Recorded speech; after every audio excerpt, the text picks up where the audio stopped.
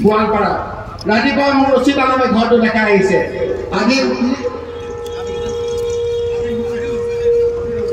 আদিল হুছেইন বহুতে জানে এক্টৰ আদিল হুছেইনৰ ডাঙৰ পোষ্টাৰ গুৱাহাটীত লগোৱা আছে হিমন্ত বিশ্ব শৰ্মাৰো ক'ৰবাত লগা আছে তেওঁলোকৰ লগা আছে আদিলুৰ যে এক্টৰ আদিলুৰ যে চুটপেন পিন্ধা তেওঁ চাহাব তেওঁ চাহাব কিন্তু আদিলৰ লগৰ বাকী মানুহখিনি মিয়া কথাখিনি বুজিলে গতিকে আমি আৰ্থিকভাৱে সচ্ছল হ'ব লাগিব আমি টনকিয়াল হ'ব লাগিব আমি কৰ্ম কৰি খোৱালো আমি উৎপন্ন কৰা বস্তু আমি বিক্ৰী কৰিম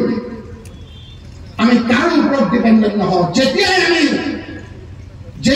লোকৰ ওপৰত ডিপেণ্ডেণ্ট নহওঁ তেতিয়াই আমাৰ প্ৰতি সকলোৰে মোৰ কথা বতৰাবিলাক সলনি হ'ব ৰাইজ এই লোকসকলক কেনেকৈ কি কৰিব লাগে আমি জানো ৰাইজ এবাৰ সুযোগ দিব আপোনালোকে দিবলৈ ৰাইজ মই আচৰৰ এবাৰ আজান দিব আৱাজ কৰিব তাৰপিছত ঘৰলৈ যাব লাগিব আপোনালোকৰ ঘৰৰ মানুহে ইফতাৰৰ কাৰণে ৰখি আছে ৰখি থকা নাই জানো গতিকে আজি এইখিনি কৰোঁ আকৌ আহিম আপোনালোকৰ মাজত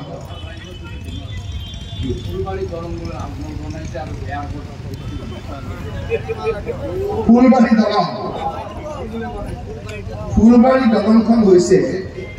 2008 চনত তৰুণ গগৈ ডাঙৰীয়া যেতিয়া চিফ মিনিষ্টাৰ আছিল 2008 মনত ৰাখিব ইমান কথা ক'ব নালাগে যিটো মানুহে এটা শিলগুটি পেলাব নোৱাৰে তেওঁ ফুলবাৰী ব্ৰিজ বনাব পাৰিব কওকচোন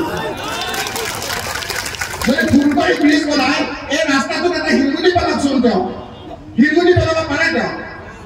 ইয়াৰ ৰাস্তা ঘাটবিলাকত শিলগুটি পেলাব পাৰে তেওঁ আমাৰ মানুহবিলাকক ভাবিছে দুখীয়া মানুহ একো নুবুজে ধনী মানুহতকৈ দুখীয়া মানুহে ভালকে বুজে কোনোবা ধনী মানুহ আমাৰ লগত নাথাকে আপোনালোকে নাথাকিব দুখীয়া মানুহখিনি একেলগে আহক আমাৰ লগত দুখীয়া মানুহ একেলগে আহক ধনী মানুহখিনি আপোনালোকে এই মিছা কথা কোৱা সেই লোকসকলৰ লগত যাওক গৈ থাকিলে মই কোৱা নাই ধনী মানুহ আমাৰ লগত থাকিব কিন্তু ধনী মানুহ গ'লে আমাৰ আপত্তি নাই দুখীয়া মানুহখিনি আপোনালোকে নিজৰ হাতত থকা এই আঙুলিটোৰে আপোনালোকে নিজৰ ঘৰখন ধ্বংস নকৰিব 2008 চনত দিগদাৰ হৈছে তৰুণ গগৈ ডাঙৰীয়া থাকোঁতে সেই সময়ত ৰকিবুল হুছেইন মিনিষ্টাৰ আছিল ক'ব লাগিব অকল তৰুণ গগৈ কোৱা নাই লগত মেঘালয়ৰ সেই সময়ত মুখ্যমন্ত্ৰী মুকুল চাংমা ডাঙৰীয়া আছিল মুকুল চাংমা ডাঙৰীয়া আৰু তৰুণ গগৈৰ নেতৃত্বত এই ফুলবাৰী দলং হৈছে বাকী ক্ৰেডিট লৈছে বেলেগে ৰাইজ এই কথাখিনি আপোনালোকে চাব এটা শিলগুটি পেলাব নোৱাৰে পাৰে জানো ৰাস্তা কৰিব পাৰে যাওক আপোনালোকক মই কথা দিছোঁ মই মানি ল'ম যদি তেওঁ কৰিছে এই ৰাস্তাটো যিটো আছে সেই ৰাস্তাটো ইলেকশ্যনৰ আগত কৰি দিয়ক তেখেতে প্ৰত্যাহ্বান জনাইছোঁ এমপি হ'ব লাগে এই ৰাস্তাটোকে কৰি দিয়ক আপোনাৰ পাৰিব নোৱাৰে এই লোকসকলক কেৱল লাগে ৰাইজৰ পৰা সুখী খাব আজমল ছুপাৰ 40 নে কিবা এখন খুলিছে খুব টিভিত দেখায় যে তাত মুছলমান ল'ৰা পঢ়ে বিভিন্ন জাতি ধৰ্মৰ ল'ৰা পঢ়ে আপোনালোকৰ কোনোবা ল'ৰা পঢ়ে নেকি 2 লাখ 2.5 লাখ টকা এটা ল'ৰা লাগে 2 লাখ 2.5 লাখ টকা লাগে আপোনালোকে দিব পাৰিব আপোনালোকক মই ৱাদা কৰিছোঁ যে আপোনালোকে আমাক কাম কৰাৰ সুবিধা দিয়ক এনেকুৱা ইনষ্টিটিউট মই মানকাছাৰ হাত চিনি মাৰি কৰি দেখুৱাম আপোনালোকক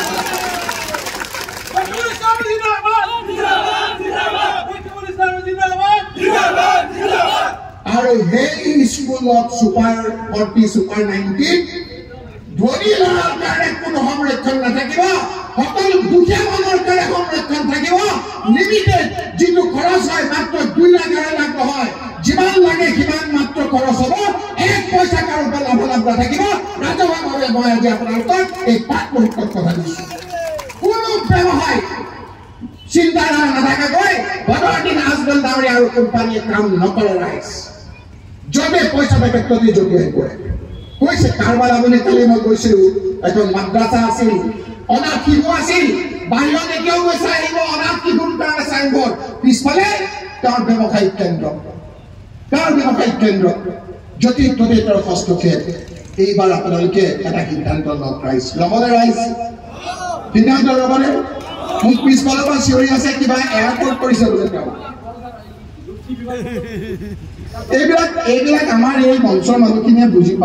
বুজি নাপাব পাৰে দুখীয়া মানুহে ঠিক বুজি পায় দুখীয়া মানুহে এইবাৰ হিতনি দিবই নিদিয়ে কওক